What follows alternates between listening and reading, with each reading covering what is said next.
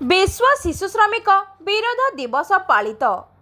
विश्व शिशु श्रमिक विरोध दिवस अवसर में विश्व युव केन्द्र बणिनाली अनुगोल द्वारा परिचालित कार्यक्रम एक्सेस टू जस्टिस द्वारा अनुगोल जिलार बहरपाल ब्लॉक जुहारपुर टाकुआ सेरेंडा कारोडबाहाली ग्राम रे सचेतनता कार्यक्रम अनुष्ठित हो जाइछि।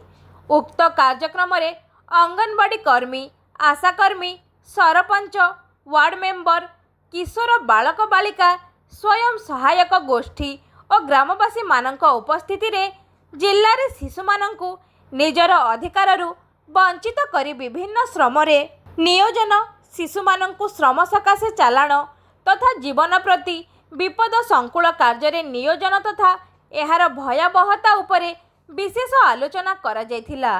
श्रमिक निराकरण तथा शिशुंकु श्रम रे नियोजित करुथुबा लोकंक पई भारतीय आईन अनुजाई विशेष दंडविधान एवं प्रत्येक शिशुर 4टी प्राथमिक अधिकार विषय रे आलोचना करिथिले।